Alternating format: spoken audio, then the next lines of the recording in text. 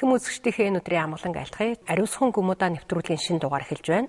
Манай өнөөдрийн нэвтрүүлгийн зочноор цогт цагийн хүрдэн төвийн тэргүүн буян дэлгэр лам хүрэлцэн ирж оролцож байна. Монгол одоо ганжуур данжуурыг орчин цагийн өсөгт буулгах, уншигчдад төхөмтэй болгох ийм үйл ажиллагаа эхлээд бас тодорхой цаг хугацаа улиран одсон. Ном дор мөргмөө гэж одоо эртний сайхан залбирал байдаг тийм ээ.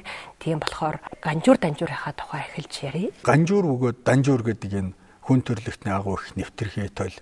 Хүн төрөлхтний ийм үнэхээр их өв соёлыг бол Бурхан багш одоогоос бол 3000-аад жилийн өмнө бол айлцсан гэж байдаг. Тэгээд энэ ерөнхийдөө бол зарим ёсонд бол Бурхан багшийг 2500-аас 600 жил гэж ярьдаг. Тэгвэл одоо зарим нэг ёсонд ялангуяа энэ сажаа буюу төвийн ёсонд бол энийг бол Бурханы шашин бөгөөд Бурхан багшийн одоо мэндэлсэн цаг хугацааг ерөнхийдөө 3000 жил орчим байна гэж ингээд ер нь үздсэн байдаг. Тэгэд ингээд тооцвол энэ нь бол үнэхээр бас бодиттой үний юм уу гэж би бол сандгийн байна. Цагийн хүрдний ёсондч дээр бос Бурхан намын ёсондч дээр эдгээр бол адилгүй боловч Бурхан багш яалтчгүй энийг айлцсан гэдэг нь бодиттой үнэ. Ганжуур гэдгийг Бурхан багш тухайн үед айлтахтаа бол би энийг айлтлаа, би үүнийг ингэж зохиолоо, би инглээ гэж бол айлдаагүй байдаг. Учир нь Бурхан багш бол энэ хамаг амьдлын амьтныг бол гэгээрүүлэхийн тухайд л номын үйлийг бөгөөд ном утга чанарыг ингээд зааж исэн учраас түүнийгээ бол би гэдэг үзлээр бол огт айлдаагүй. Харин түүний Бурхан багшийг дагалдаж байсан түүний шавнар хойш тооштой гарсан мэрэгдүүд нь Бурхан багшийн айлцсан ном сургаалыг цэгцтэй эмхтгэж түүнийгээ Бурхан багшийн айлцсан зарилгаа гэж эмхтгсэн учраас энэ нь бол өнөөдөр хүн төрлөختөнд ганжуур буюу зарилгын орчуулга гэдэг нэрээр өнөөдөр хурж ирсэн байдаг. За тэгвэл данжуур нь ямар учиртай гэвэл энэ данжуур гэдэг маань бол ганжуурын бол тайлбар, бүтээлийн цомрлог ийм зүйл. Энийг хэн айлдав гэвэл Бурхан багшаас хойш нэг 600 жилийн тухайд хугацаанд Бурхан энтхэгийн их эрдэмтэн мэрэгд тэдгээр нь бол Бурхан багшийн айлдсан одоо онол номын дагуу түүндээ тайлбар хийж өөрсдийн сэтгэл оюунаараа баяжуулж бүтээсэн нь бол эмхтэгдэж данжуур бөгөөд энэ бол шаштрын орчуулга гэдэг ийм зүйл бус юм. Дамжин сургуульгаа хэлсэн байдаг ах шүү. Ганжуур данжуурыг өөрийнхөө хэлэнд орчуулсан цөөхөн улс байдгийн нэг нь Монголоо. Зөвхөн энүүгээр нь бид одоо монгол хэлний хичнээн яруу баялаг гэдгийг хүн төрөлхтөнд ойлгуулж чадах юмаа гэсэн ийм сайхан үг хэлсэн байдаг. Энэ бол өвөг дээдсийн маань, номт мэрэгтийн маань хийж бүтээсэн сайхан номын сувраг бол элбэг ариун бий тийм ээ. Гэхдээ зэрэг хоёлаа энэ үг түүхээс жоохон тавчлаад ирээ. За ерөнхийдөө монголчуудын түүхэнд бол энэ ганжуур данжууртай ямар ч тохиолдолд бас ингээд одоо түүнийг дээдэлж явсан юм түүх нь бол үнэхээр бас сүүлийн 1000 жилийн асуудал биш байна. Энэ бол үнэхээр 3000 Бурхан багшийн үеэс ахуулаад монголчуудын номтой холбогдож байсан гэсэн иймэрхүү ер нь бол түүхийн баримтууд байна л да. Жишээлбэл Бурхан багшийн үед Бурхан багшийн тухайн үеийн Монгол бас овг аймгаас гаралтай хаадууд энтгэхт бас нэлээд хүчрхэгжиж байсан ийм түүх байна. Тэр түүхэн дээр бол ямар учиртай гардаг вэ гэвэл Бурхан багшийн үед Бурхан багшийг одоо тэр олон их номоо номлоход нь боломжийг гаргаж өгөх. Тэр нь одоо орчин үеэр хэлэх юм бол тэр өглөгийн эзэн нь болох, спонсор болох гэдэг шиг тэр тухайн үеийн бүхэл байдлаар нь хангах ийм ажиллагаанд бол монголчууд их оролцож байсан гэсэн ийм баталгаа бас нотлогоонууд сүүлийн үед бас гарч байна. Ингээд түүнээс хойш 1000 жилийн одоо Монголын хүнүүгийн үед гэдэг тэр үед хүртэл согд уграар дамжуулж Бурхны шашны бас одоо бурхтыг залж ном соёлыг дэлгэрүүлэх үйлсэд хүртэл хүнүүчүүд их орж исэн гэл байна. Монголын бас их сэтгэгч, онцгой их эрдэмтэй лам энэ 20 дугаар зуунд гарсан 19 дугаар зууны үед ингээ мэндэлсэн Заваа дамдан гэж Хорж онжун гэдэг номон дээр бол 3 үеийн дэлгэрэлтээр Бурхны шашин гарсан гэдэг. Тэгвэл тэр эмүүгээр ингээд улбалаад үсэх юм бол 3 үрийн дэлгэрэлт нь бол сүүлийн 2000 жилд хамаардаг. Тэгэхээр ер нь бол энэ ганжуур данжуурыг монголчууд тухайн үедээ их үнэхээр их онцгой дээдэлж үзэжсэн нь бол оюуны цар хэмжээ бол үнэхээр гайхалтай байсан гэдгийг баталгаа ер нь болж байгаа. Нүүдэлчин бөгөөд ингээд энэ тэнд очиж суурьшиж сонгодог ард түмэн бол үнэхээр оюуны ухааны хувьд үнэхээр гайхалтай ард түмний баталгаа бол. Яагаад гэвэл тэд бол хуучин юмд хизээч одоо баригддаггүй. Заавал шинийг сонгож, шинийг эрэлхийлж, заавал тэр өөрсдийнхээ хэмжээгээр ухаанаараа тэр соёлыг хөгжүүлж исэн гэдэг баталгаа нөгөөд ийн.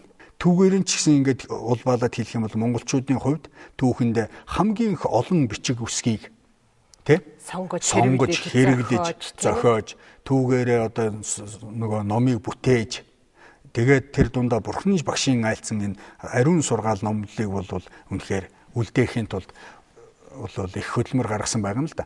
Тухайн үед монголчууд чинь их дэндүүх энэ тэнд уулгалан дайрч довтолж газар орныг эзэлж гээл явдаг, энэ тэнд дайн байлдаа ингээл явдаг, морин дэлдээгүр хийсэл байсан юм шиг боловч тэр тоолонгоор л энэ ганжуур данжуур гэдгийг эрхэмлээл бүтээгээл орчуулад үнэхээр нэг юм өөрсдийгөө үнэхээр бид бол онцгой арт түмэн гэдгийг батлаад л яваад байсан. Өнөөдөр 21-р зуунд гарчаад хахад Бурхан багшийн айлцсан ганжуур данжуур гэдэг хөлгийн судар монголчуудад үнэхээр бүтнээрээ үлдсэн байна. Ганжуур данжуур гэдэг хүн төрөлхтний агуу их юм соёлын өвийг өөрийн их хэл дээр уншиж чаддаг арт түмэн хэд байна вэ гэвэл үнэхээр цөөхөн.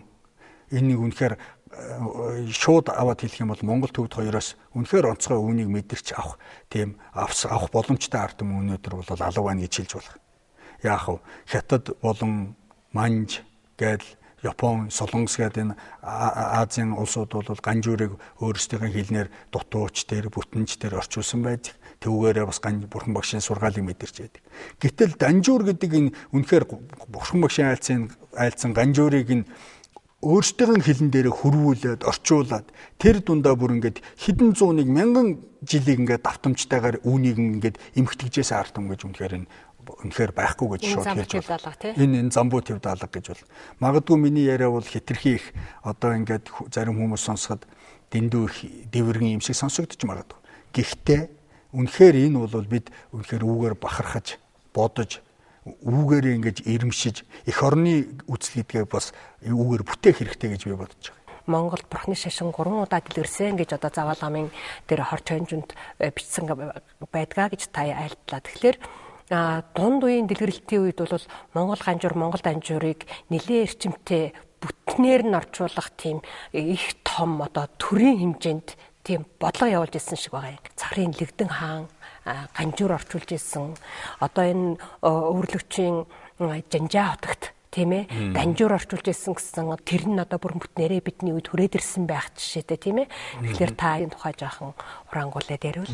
Ганжуурыг монголчууд бол мянга жилийн өмнөөс орчуулж ясан олон түүхүүд нь байна. Явцын дунд нөгөө Цахрын Лэгдэн хутагт хаан буюу Чингис хааны Алтан ургийн хааны зарилгаар тэр өмнө хэвлэл орчуулагдсан номуудыг одоо ахин эмэгтгээд дээр нь орчуулагдагүйг нь зарилгаараа ахиж нөхөж орчуулад ингээд Монгол ганжуур гэдэг болоо бидэнд хүрсэн энэ бүтээл үлдсэн байдаг. Тухайн үед энэ Монгол ганжуур маань бол зөвхөн бичгээр үлдсэн байдаг. Бичиг нөгөө хүний гар бичмлэр үлдсэн. Тэгээд энэ явцын дунд олон дахин хуулагдаж явж байгаад зарим нэг дахин хуулагдах явцад андуу эндүү гарсан, дутсан, нэмэгдсэн гэл олон зүйлээр ингээд гарч явж байсныг нь 1700-аад оны алда тухайн үеийн монголчууд бол яг хөө манжийн одоо дарлал гэх юм уу, манжийн иргэшэлд орсон байсан үе л дээ. Тэгвэл тэр манж гэдэг маань бид нар өнөөдөр хятадаар ойлгоод байж үнэхээр болохгүй. Энэ бол үнэхээр бас л нэг нүүдэлчин бөгөөд Монгол угсааны л нэг аймаг хятадд өөрсдийн нөгөө юу тогтоосон. Тэр үед манжийн инх хамгаалан хаан зарилгаа гаргасан байдаг. Зарилгаа гаргахдаа бол эхний 2 зарилга гаргасан. Нэгдүгээрт нь бол Монголын ноёдуудын хүсэлт, хаадын хүсэлтээр нөгөө манжийн инх хамгаалан хаанд захиа өргөл бариад түүгээр ганжуурыг одоо хэвэнд буулгая гэсэн ийм зүйл. Тэгээд Цахрын Лэгдэн хутагт хааны үед нөгөө хэвлэгдсэн тэр бичигэнд буусан ганжуурыг, Монгол ганжуурыг дахин засаж алдаа мадаг юу байна? Шүүгээд тэгээд ганжуурыг 1721 оноос жилийн хугацаанд хөрвүүлж дуусгасан бар зээлвэж. За ингээд ганжуур гэдэг нь бол бидний үед хүрчээ. За түүний дараагаар 1740-од оны алдад басан Монголын ноёдын хаадын хүсэлтээр нөгөө ном эрдэнэ гэдгийг бас бүтээх хэрэгтэй гэсэн юм хүсэлтэнд нь тааруул зарилга гаргаж жанжаа тухайн үеийн хамгийн их эрдэмтэй гэгддэг тооцдог Монгол угсааны жанжаа орил бед орж Туган гигэн гэсэн ийм мэрэгдүүдээр ахлуулсан эрдэмтэн лам нарын бүлэг одоо цуглаан байгуулж үүндээ данжуурыг хөрвүүлэх ийм ажиллагаа эхэлсэн бөгөөд энэ нь бол 8 жилийн хугацаанд хэвлэлтэнд бүрэн шилжиж өнөөдөр бидний үед хурж ирсэн нөгөө Монгол шунхан барын данжуур гэдэг одоо бүтээл мань үлдсэн байна. Бидний үед цөөхөн тоотоогоор үлдсэн байдаг. Энэ нэгвэр тооцох юм бол одоо өвөр Монголд нэг 6 данжуур, 2 ганжуур одоо юугаараа бүтнээрээ. Тий. Тэгээ Бээжингийн номын санд нэг байдаг гэж 2ч байдаг гэж сонслоо. Монголд дахь данжуур бол юугаар онцгой байдаг ба бусад газар байгаа данжуур онцгой гэхлээр бүх ботн бүтнээрээ үлдснээр онцлог. Өөр газар бол яг энэ бүтэн данжуур бол үлдээгүй. Шунхан барын данжуур. Ганжуур нь бол яг Монголд бас бүтнээрээ гэгддэг боловч бичин данжуурынх нь 76 бот үлдсэн гэсэн юм номын сангийн мэдээлэл байна л да. Эрмитаж гээл, Лувр гээл эдгээрд бол ганжуурууд үлдсэн гээл байдаг. Тэгээ явцын дунд 1960-аад оны алдад юм шиг байгаа. Тэр бурхан шашны нэг хурал болж түүн дээр Монголоос нэг энтгэгт ганжуур барьсан. Тэр нь нөгөө Лакиш Чандра, Арагу Бера гээд эцэг хүү хоёрын одоо бас их ажлын үр дүнд бас юм бото хэвлэлээр гарч бидэн дээр өнөөдөр энэ ганжуур үлдсэн. Ийм. Тэгээд одоо энэ мэн бол Монгол данжуур гэдэг үнэхээр гайхалтай, үнэтэй, цэнтэй зүйл гэдэг нь бол энэгээр батлагдж байна нэгд. Хоёрдугаарт 21-р 100 гарсаар ялангуяа манай энэ төр засгийн оролцоож байгаа эрдэм мэдэн мэрэгдэм маань үнэхээр хүсэл эрмэлзлийн үр дүнд 21-р 100-ны үед нөгөө ЮНЕСКО гэдэг дэлхийн хамгийн том соёлын өвийн байгууллагаас энийг дэлхийн өвд багтааж болгосон нь бол энийг бол хүн төрлөختөн хэр үнэлж байгаагийн үнэлэмж явж байна гэсэн үг. Бид соёлын өв гэж үнэхээр ийм гайхалтай зүйл байна гэж би бод. Бид зөвхөн тийм соёлын өв нэг музейн үзмэр гэдгээр хүлээж авах нь бол үнэхээр бас шаардлага хангахгүй л дээ. Тэр одоо Лэгдэн хааны үеийн тэр одоо Жанжаа хотогтын үеийн тэр ганжуур данжуур бол биднээс хэвлэлийнхээ хувьд чиг тийм ээ одоо цаг хугацааны хувьд чиг тодорхой хэмжээгээр алслагдсан байна шүү дээ. Бид одоо энийг дахиад шинээр нээж эхлэх ийм цагт яа харахгүй тулж ирсэн. Энэ бол цаг нь болсон зүйл юм. Та бүхний үүсгэн байгуулсан цогт цагийн хүрдний төв гэж тийм ээ. Тэгэхээр хоёлаа одоо та бүхний эрхэлж эвлүүлж байгаа энэ ганжуур данжуурын Монгол данжуурын одоо энэ орчин цагийн кирилл үсэгт болгож байгаа энэ ажлын чинь явцаас сонирхъя. Дээрхийн гигэн далаа багш маань тэр сүүлийн үед их айлдж байна. Ялангуяа тэр шүтэн барилгын магтаал гэдэг номыг тайлбарыг айлдж явах хэвцээнд бол за та бүхэн ганжуур данжуур гэдэг их хөлн судар юу гэж бодно вэ гэж асууад энэний зөвхөн нэг бурханыхаа ард ингээ залдаг зүгээр нэг ингээ шүтэнээр тавьдаг эд гэж бодж байвал энэ биш ээ. Энийг уншиж судалж мэдснээрээ л энэ бол дээрийн одоо үнэхээр шүтэн ном болох. Үүнийг оюунаараа ингээ тайлснараа л одоо өөрийгөө гэгэрүүлж хүн ардыг гэгэрүүлэх одоо зам мөрөө нэнэ гэж ингэж айлдаж байна. Тэгэхээр бидний хийж байгаа ажил бол ямар нэгэн алтернэр тийм ээ мөнгө төгрөг ийм зүйл дээр бол үнэхээр тулаагүй гэдгийг бол би бол хэлнэ. Гэхдээ энэ номыг үнэхээр үлдээхийн тулд зоригддог гол учир нь бол багш нарын зарлиг. Бөгөөд өнөөдрийн энэ залуу үеийн бөгөөд бидний одоо хойш залуучуудад бурхан багшийн сургаалыг, бурханы шашин гэдэг үнэхээр ийм агуу зүйлийг бодиттой шинж чанараар нь үлдээхэд л энэ хэрэг болно гэсэн зүйлээс бид нар бол зорж байгаа. За, бурхан багшийн энэ сургаал номлолыг одоо 1000 жилийн сүүлийн 1000 жилийн хугацаанд монголчууд төвөд санскрит хэлнээс ингээ буулгалаа гэдэг энэ нь бол үнэхээр гайхалтай юм том ажил болсон. Өдгөө үед ч гэсэн бидний хувьд бас их том ажил байна. Тэгээд энийг бол бидний хийж байгаа гол юм маань бол бас тухайн үеийн мэрэгдийн маань бидэнд бэлдээд өгсөн сайхан Монгол босоо бичиг дээр маань байгаа энийг голчлоод төвөд их үүдтэй тулгаад бас зарим нэг санскрит нэр томьёо бөгөөд пали хэл, санскрит хэл, манч хэл, хятад хэлүүдээс бас зарим нэгүүдийг ингээд шүүн тунгааж энэ ганжуур данжуур орчуулгыг бол хийх үйл явц бол нэлээд их хэрчмтэй явж байгаа юм. Тэгээд энэ данжуур гэдгийг бид нараас энэ орчуулгын явцад ард түмэн болон сүсгтэнгүүдээс хэлж яана л да. Бурхны шашны ном бол үнэхээр ойлгоход хүнд юм аа. Энийг тэгээ та нарын гаргасан номон донд үнэхээр бас хуучин хэллэг их байгаад байна. Энийг орчин цагийн монгол хэлэнд болгооч гэл ийм олон бид нарт бас хүсэлт шаардлага тавьж байна.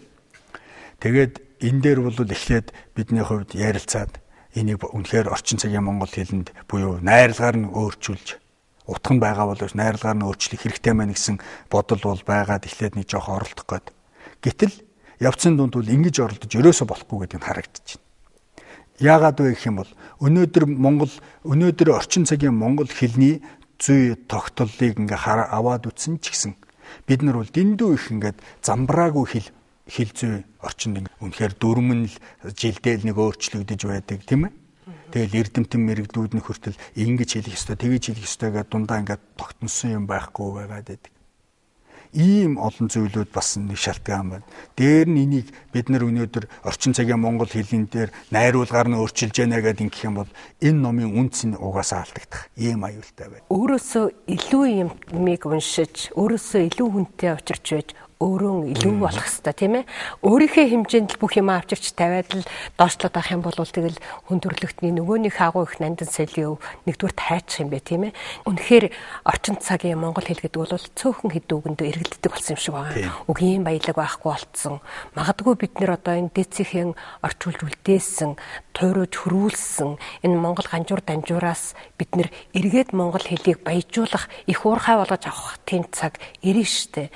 Тийм учраас энэ хэлний асуудлаар бол миний зүгээр хувийн бодол шүү дээ, сэтгүүлчний хувийн бодол тэгж битгий хамаагүй оролдоосоо гэсэн юм хүсэлтэй. Таны наад хэлж байгаа зүйлийг чинь бид нар өнөөдөр бодож байгаа учраас энийг ер нь хуучнаар нь байлгах нь зөв гэсэн юм зарчимд хүрээд явж байгаа. Тэр тэгдэг учир нь болохоор юм ихэд амарчлаад байхлаар хүн нөгөө амар зүйлдээ ингээд дадсаар хагаад хүнд хүчээр зүйл тулгархад чадахгүй болдог таны саяны хэлдэгтэй адилхан. Түүнтэй адилхан бид өнөөдөр хитрхийх орчин цагийн хэлэнд юуныг аваачих гэж нэгэд ингээл тайлбаруудыг хийгээл үгүй бол үгүүдийн хуучин үгэн солиод үгүй бол одоо юу гэдгийг ингээд найруулгад дээр нь ингээд үгсгээ нь урд хойно ингээд оруулаад ингээд залгахлаар энэ маань эргээд бид нэр магадгүй энэ номыг орчуулах буян болох биш. Эргээд нөгөө Монгол ард түмнийхээ монгол хэлэндээ бид нэр эргээд дайсан болох магадлал өндөртэй. Гэхдээ бидний хувьд өнөөдөр энийг огт янзлахгүй байна гэж байгаа бол бас биш. Пали, самгард тийм ээ, төвд, манж одоо энэ хэлнүүдтэй бид нэр дахин тулгалт хийж байна гэж тийм ээ. Тэгэхээр ямар учраас тийм тулгалт хийж эхлэв? За тэр олон хэлэн дээр тулгалт хийх гэдэг асуудал бол дээдсийгээ бид нар алдсан гэж үзэж байгаа асуудал огт биш. Харин бидний одоо эрдэм мэдлэг дэндүү дорой учраас энэ дотор гарч байгаа үнэхээр үг, утга, эдгээр зүйлийг олон зуун жилийн монгол хэлний баялаг уламжлал явж байгаа учраас бид тэр олон хэлүүдийг, олон тэр хэлэгдэж байгаа санскрит уламжлал, пали уламжлал эдгээрийг сайн мэдэхгүй учраас энэ дээр гарч байгаа санскрит нэр томьёо, пали нэр томьёо гэл зарим нэг зүйл нь болохоор манжаарч тэмдэглэгдсэн байх шиг, зарим нэг нь бол ард хүмүүсийн дунд байдаг уламжлалаар бэлэгдсэн, тэмдэглэгдсэн байдаг. Эдгээр зүйлийг бид нар шууд монгол бичгийн дээр нь тулаад тэр юмаа гэж тавихад үнэхээр хүндрэл үүсээд байна. Тэгэхээр түүнийг үнэхээр ингээд таньж мэдэж гаргахын тухайд бид нар заашгүй ихүүдийг ухахаас арга байхгүй. Тэгээд тэр зүйлийг ард нь бол бид нар тайлбар ингээд тавьж байгаа юм л да. Жишээлбэл шууд ингээд нэхэд энэ дээр нэг энэ 15 дугаар бот дээр дуртгал хийгээд гисэл гэж байгаа. Гэтэл энэ гисэл гэдэг үгүүдийг би үнэхээр бид нэр мэдэхгүй байна. Гэтэл манай монголчуудын одоо нэг 700 800 жилийн өмнө 1000 жилийн өмнө энэ дээр гисэл гэдэг маань гидс, хүний гидс дотор гэсэн ухаантай үг. Энийг тэгэхээр яаж ойлгох ёстой вэ гэхээр бид нар нөгөө л одоо их сурвалжуудаас нь ухаад ойлгох юм бол одоо үнэхээр гидс дотор гэсэн үг юм байна. Тэгтэл энэ дотор бас хуучны пали гаралтай үгүүд маш их явж байгаа. Тэр нь болохоор өнөөдөр түрэг үг юм уу, манж үг юм уу, монгол үг юм уу, санскрит үг юм уу гэхээр ингээ мэддэггүй. Тэгэхээр пали хэл тийм үү? Одоо самгарт хэл. Энэ хоёр хэл ямар ялгаатай юм бэ? Бурхан багшийн одоо заларч явах үед үндсэн тэр нутаг дэвсгэрийн ард түмний нийт хэрэгэлдэг ярьдаг хэл нь бол пали хэл. Энийг бол орчин цагийн үед ойлгол энэ бенгал хэл гэдэг, дээр нь Бангладеш, Лаос гэх энэ одоо нүүсээр гадаг урд энтхэгчүүд ярьдаг хэл гэж үлдсэн байдаг. Тэгээ бурхан багшийн үед болохоор бенгал хэлээр голчлон ярьж үсэг бичиг эдгээр зүйлээ тийм пали хэлээр тэмдэглэгдэж үлдсэн. Тэгээ тэрний явцын дунд пали хэл маань одоо санскрит хэл буюу сайтар найруулагдсан гэдэг хэл рүү уусаж шилжсэн.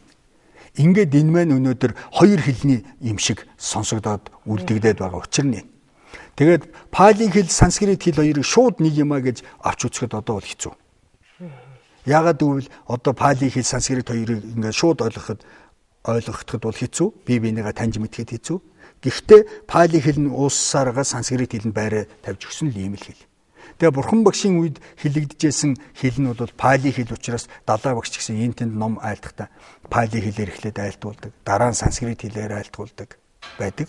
Одоо бидний энэ ганжуур данжуурын бөгөөд Монгол ганжуур данжуур дээр юу гэж хэлдэг гэхээр эхлээд энэтхэгийн хэлээр, дараа нь төвдийн хэлээр, тэгж яагаад Монголын хэлээр гэж ингэж тавьж байгаа. Энэ нь бол юмны үнэхээр угсаа язгуур гарвал үүсэл гэдгийг улам бүр хойд цоочтой мэдүүлэх. Айс савын уламжлалыг дурдаад байна тийм үү? Дурдаж ингэж явж байгаа. Өнөөдөр энэ номын ёсонд бол энэ 3 цаг гэж авч үздэг. Учир энэ бөгөөд энэ дээр ч гэсэн уламжлалын ганжуур данжуур дээр бас мөн явж байна. Тэгэхээр санскрит хэл гэдэг нь үнэхээр гайхалтай хэл байна л да. Энэ нь болохоор өөрийн найруулга зөв, хэлэн зүйн тогтолцоо, эдгээр зүйл нь бол үнэхээр онцгой сонгодог хэлбэртэй. Түүнийг батлахын жишээ нь бол англи хэл гээл одоо энэ барууны хэлүүд, Европын хэлүүдийн үндсэн гарал нь бол энэ санскритээс гаралтай. Юу гэж үүдэг гэхээр Монгол данжуур бөгөөд Монгол ганжуурн дээр энэ тваши гэдэг үг гарч байна. Тваши. Энийг бид нэр орчин цагаагаар ойлгвол шав, сурагч хүн гэсэн үг. Оюутан. Тэгтэл энэ үгийг бол сүүлийн үед бол орчуулгын явцанд нэлээд их том одоо эндүүрэл үүсээд энийг тэдши гэдгээр хөрвүүлсэн тохиолдлууд их гараад байна л да. Тэдши гэдэг Монгол бичлэгэн дээр бол яалтчгүй тваши гэдэг. Гэхдээ нөгөөтгийн дэвсгэрдэ гэдгээс хамааруулаад энэ бол тэдши гэдэг юм а гэд ингээд уламжлал нь олон жилээр явцсан. Тэгээ бид нарыг хийж явах явцад энэ олон хэлнүүдээс ингээд сулгааж ингээд хянаж явж байтал энэ тэдши гэдэг үг ш тваши юм байна гэдгийг нь бол ерөөхдөө өөрсдийн зүгээс анзаарагдаж эхлээд түүнийг ингээ хайжаатал жанжаа орилбэдээр чухтагтын айлцсан нөгөө данжуурын орчуулгын зориулж айлцсан мэрэгд гарахын орон гэж та сонсно. Тэгсэн. Тэр бол одоо дүүмэн тийм ээ. Тий, нэрийн хураангүй бүгд төвөр нэрүүд байд. Тэгтэл тэн дотор мөн адил түүши гэсэн нэрээр гарч үлдсэн байдаг. Тэгтэл энэ дээр хүртэл анзаарахгүй явж байсан юм байна. Тэгтэл тэр тваши буюу түүши гэдэг үг нь ямар үг юм бэ гэхээр санскрит дээр бол хэлэн дээр энэ байхгүй. Тэгэхээр бид нар энийг ерөөсөө хайж агаад энэ нэг л өөр нэг юм яваад байна гэд эртний пали хэлэн дээр ингээд үтсэн чинь антваши буюу тваши гэсэн яг тэр хэлбэрээр пали хэлэн дээр хадгалагдсан. Тэр нь өнөөдөр ганжуур данжуур дээр илэрч харагдаж байна гэдэг. Тэгэхээр энэ номыг өөртөө чинь хамт бүтээж аваа тэр залуучуудынхаа тухай ярил. Одоо жишээлбэл пали хэлдээ тулгана гэхэд миний бодлоор бол дор ижлэг пали хэлний мэрэгжилтэн танад байх л ёстой болчиход байна шүү дээ. Мань жилдээ хэлдээр тулгаж байна гэхэд л одоо мань жилний мэрэгжилтэнтэй л сууж явах хэрэгтэй болох нь тийм ээ. Тэгтээ зэрэг энэ бол тэр хамт олонныхаа тухай ярил. Энэ үнэхээр олон хүний хүч хөдөлмөрөөр бүтээг ажил гэдэг бол та сая дурдлаа. Үнэхээр ч тийм. Тэгээ бидний одоо энэ ганжуур данжуурыг хөрвүүлж байгаа энэ хамт олон маань цог цагийн хүрдэнгийн одоо олон залуучууд маань бол 90% нь лам нар, нийт 40-од залуу лам нар. Тэдгээр бол дээр нь Монгол Улсын их сургуулиас бидэнд бас энэ ажлыг дэмжиж бас сайхан хийгээрэй гэд одоо Монгол Улсын их сургуулийн Чомо багш маань, дээр нь Баяр сайхан багш гэл ийм нөгөө төмөр тогоо багш Монгол Улсын шинжлэх ухааны академиэс хүртэл дэмжлэг энэ төр үзүүлж биднэрт эрдэмтэн мэрэгдээ бол харамгүй одоо бидэнд одоо туслал суулж ингэж бүтэж байна. Манай лам нарын энэ дээр голчилж ажиллаж байгаа тэр залуу лам нар бөгөөд их сургуулийн нэг төгссөн 3 охин ингээд тухайд хэлэх юм бол манай эдгээр бол үнэхээр гайхалтай. Төвд хэл бол нэвтэрхий. Дээр нь Монгол бичгэнд нэвтэрхий. Манж бичгэнд ч үнэхээр гайхалтай. Тэр лам нар нь бол Монгол лам нарын чинь нөгөө үздэг нэг одоо дууны ухаан гэж байдаг. Тэр дууны ухаан дотор бол энэ холбоот найрлага, үсэг зүй найрлага байгуулах эдгээр нь болохоор санскрит уламжлалаар явдаг байхгүй. Тийм учраас тэр санскритийн тэр холбоот найрлага, үг үсгийн хөнгөнийг ялгадаг бөгөөд санскрит хэлний хэлэн зүй тал дээр бид нар Монгол уламжлалаар суралцаж мэрэгдсэн байдаг учраас түүгээрээ бид нар голчилж одоо нэг бичгийн хэлний санскритээр энийг тулгаж байгаа. Ийм дандны зохис аялгауны тал гэдэг шиг тийм ээ. Дандны зохис аялгау гэдгийг шиг тэр нь бол санскритээр ингэж үлдсэн. Эдгээр зүйлээр хүртэл бид нар бол гол одоо суурай барьж ингэж байгаа учраас бидэнд хэлний мэрэгчэл ер нь бол гардгүй юм. Зүнхээр гайхалтай байгаа. Энийг бол би хаан ч гэсэн бахархаж ярих ийм дуртай. Ингийн байдлаар Данжуурын хэдэн бодтой Ганжуурын хэдэн бод хэвлэлтэнд байна вэ? Энэ бүх ажил чинь хэдэн жилийн дараа дуусах вэ? 5-6 жилийн хугацаанд дуусна гэсэн ийм бид нэр зорилт дэвшүүлсэн ажиллаж байгаа. Бид нэр өнөөдөр ажил маань бол 2010 оны одоо 11 сарын 30-нд эхэлсэн. Гэхдээ манай байгууллага бол 2008 онд бүр байгуулагдсан. Тэр энэ хооронд бол янз бүрийн энэ Данжуурыг орчуулах ажлынхаа бэлтгэлийг дээр нь Монгол Данжуур дээр ажиллах, Төв Данжуурын тэр дээр ажиллах судалгаагаа хийж нэлээд бол бэлтгэгдэж үндсэндээ бол 10 жилийн хөдөлмөр гэсэн үг. Ингэж бэлтгэгдэж явж байгаад ажлаа одоо эхлэх цаг болоо гэд 2010 оны 11 сарын 30-нд эхлээд эхний 6 сар бол бидний суралцах 6 сар байлаа. Тэгээ түүний дараах 6 буюу 8 сар нь бол үнэхээр үүнийг бүтээх 6 сар явлаа. Тэрний хүчинд өнөөдөр бид нар Данжуурын 18 бот, Ганжуурын 2 бот ингээ гарчихсан. Яг ингээд та бүхний өмнө одоо ингээд энэ хэвлэгдээд гарцсан хурж байна. Энэ хөрвүүлсэн бол бидэнд бас маш олон байна. Хөрвүүлнэ гэдэг. Хөрвүүлэхэд бол бид нар бол амархан байна. Хамгийн гол хүнд ажил бол энийг бол одооний хэлээр бол редакторлах. Дээр нь хэвлэлтэнд бэлтгэх гэсэн ийм ажил нь бол нэн чухал бөгөөд хамгийн хүнд ажил. Энэ дээр бид нар цаг хугацаагаа авдаг. Данжуурын 15 дугаар бот хэд ямар их зузаан байна те. Энэ маань 890 хуудастай бөгөөд бид нар энэ 3-4 удаагийн хяналт орж ижил бид нар хэвлийнхэндээ бичсэн байдлаар хүлээлгэж өгдөг. Манай залуучууд маань энийг өөрсдөө орчуулна, өөрсдөө хөрвүүлнэ, өөрсдөө хянана, өөрсдөө ихээ бэлтгэн. Манай энэ байгууллага дээр Данжуурын эрдмийн зөвлөл гэж байгуулагдаад тэнд бол ихтэй сургуулийн бүхий л хэл шинжиллийн бөгөөд философи эрдэмтэд багтсан энэ Монгол улсын боловсрол соёл шинжлэх ухааны яамнаас хүртэл дэмжлэгтэй тэнд манай эрдмийн зөвлөлд орж бас ингээд энэ ажлыг үнэхээр төрийн хэмжээнд явах ёстой. Монгол улсын бахархал болох ёстой гэдгээс хандж байгаад бол би үнэхээр их баярлаж ингэж байгаа. Тийм сайхан хамт олонтой, ийм сайхан бүтээл төрөж байгаа та бүхэнд нэрээ үнэхээр та бүхний буйнд даган байсгаас өөр аргалга. Тэгвэл ном гэдэг бол өөрөө их үнэтэй, тийм ээ? Хүүхдийн нэг жижигхэн өчөх хөвлөрийн ном аваад өгтөл их үнэтэй. Номоо хэвлүүлэх одоо энэ зардлыг та бүхэн яаж бий болгож босгох юм бэ? Эн чинь нэг тал нь мөнгөний асуудал бол хоёр талтай яригддаг шүү дээ.